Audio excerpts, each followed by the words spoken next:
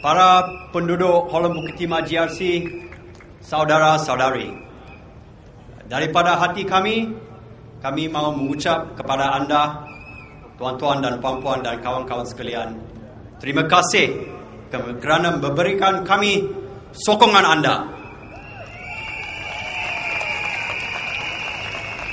Marilah kita bersatu membina sebuah daerah Holland-Bukit yang bersemangat dan teguh. Majulah Singapura. Ondelah PAP.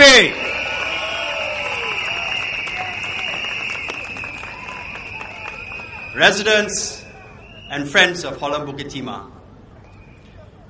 politics is about 5 years of service at a time.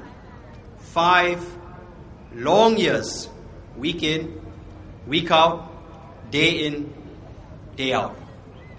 Politics is not about 9 days of speeches. Politics is about action. It is not about highfalutin ideas. The SDP manifesto, launched very late in the day, is a rushed patchwork of ideas.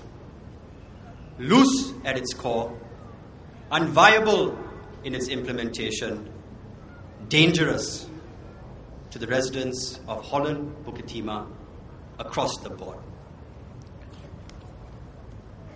There are disconnects within the manifesto, not minor ones, major ones, major consequences, dangerous. Did you know that the SDP wants to raise personal income tax to about 30%?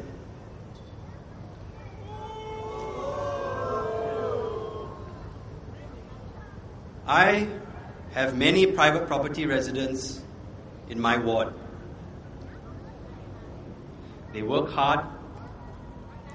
Many move in to the area because they want to be close to schools. Many of the new condominium dwellers are young families investing in a private property as a nest egg. And SDP wants to raise personal income tax to about 30%. Do you all agree with that? Not by a small margin, friends and fellow residents, but by a fairly large margin. I cannot look my resident in the eye and say that that would be for his good and the good of his family and his children. I cannot do that. I will not do that. But there is a disconnect with wanting to raise more taxes, higher income tax, supposedly to help the poorer. And let me display this disconnect. The SDP wants to increase the tax of the higher wage earners, which will seriously affect the financial planning of this group of my residents. But in the same breath, it also seeks to detrimentally affect the jobs of my blue-collar worker friends and residents who live in the HDB heartlands, and they want to do so by dismantling Singapore's manufacturing sector. Gifted people, a firm handshake, gifted with their hands. My blue-collar friends and residents who live in the heartlands in Ulu Pandan. In fact, I have a very good friend who is a welder. He uses his hands with great skill and great aptitude.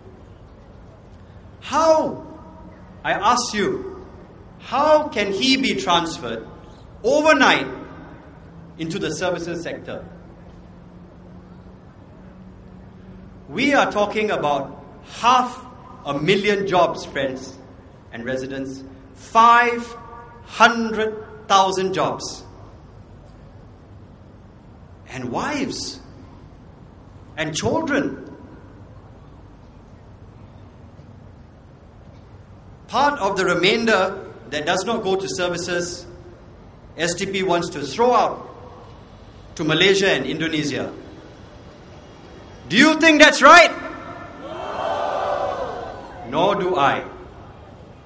And I cannot, in my heart of hearts, look into my Ghim residents' eyes, my Farrer residents' eyes, my Sunset Way residents' eyes, and say, you have to look for a job in Malaysia or Indonesia. I cannot do that. I will not do that.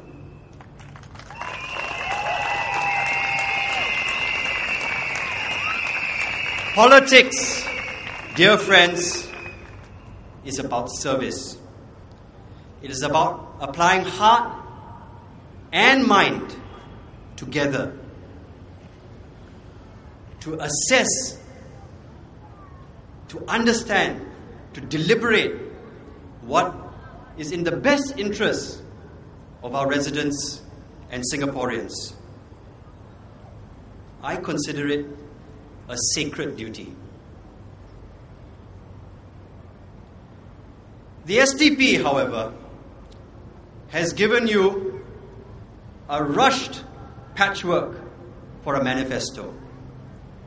Loose at its core, unviable in its implementation, dangerous to the residents of Holland-Bukit across the board.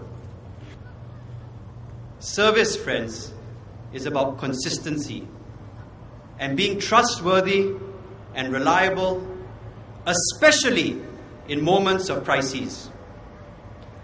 The last 5 years, believe me, have not been easy.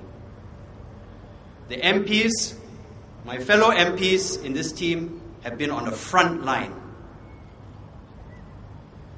witnessing, dealing, understanding, responding to the worst global financial crisis the world has seen since the Great Depression. It's no easy feat. MPS cases on the rise, trying to understand how to job match a graduate who has lost his job, opening up civil service jobs, asking them, continue, press on. May have to take a pay cut, but we'll be there. We'll be there to support you. But not only at the ground, friends, not only at the ground. Using the intellect, the mind, to debate in Parliament the need for jobs credit, the need for a lifeblood of credit lines so banks would start lending again, our companies could start employing, goods to get exported from Singapore, and trade just gets on. And we debated that. We used our reserves. We passed the 2/3 constitutional mandate in Parliament, and we saw Singaporeans through. We had to convince companies to keep jobs for Singaporeans. Where jobs are lost, get new jobs.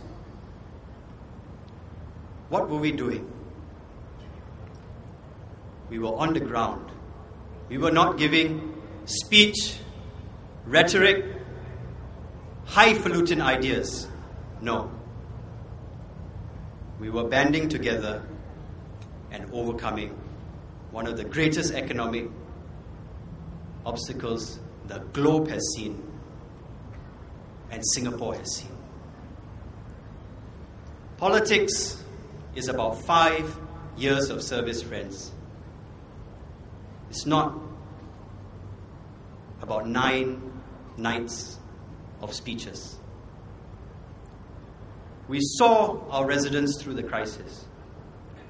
Now I would like to give you 2 personal stories, true to its core, that show the diligence of the Singapore spirit, the honesty of our people, and the willingness as a country, as a citizenry, to overcome the odds.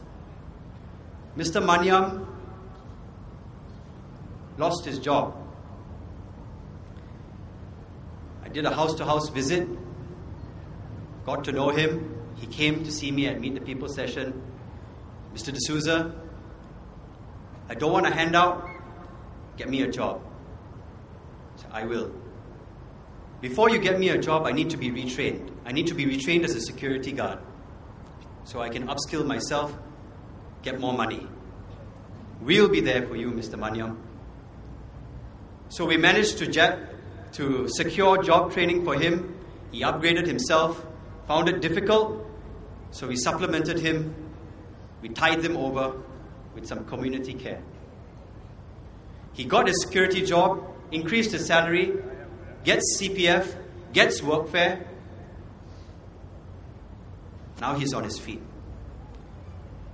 I went to Henry Park, where his son goes to school. He has only one son. That year, because his father had a job, his son topped his class. That's progress. That's commitment. That's success. I recently visited again his home.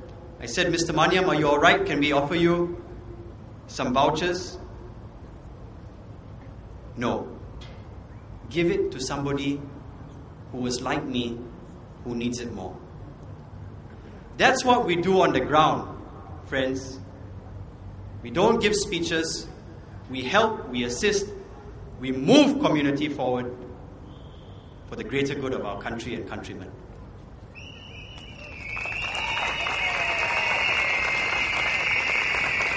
Another old lady, hospital cleaner, had a dispute with the family, got kicked out of her own HDB flat which she paid for. Child rented out the flat, collected the rent for herself. I said, no, this won't do. This is injustice. So she came, we saw, we helped. And now she's getting at least a portion of the rent. She's made amends with her 2 daughters. They're all living together. I met her recently. She's a cleaner. She's happy in Gimo. She's part of our community. She knows that we can be relied on.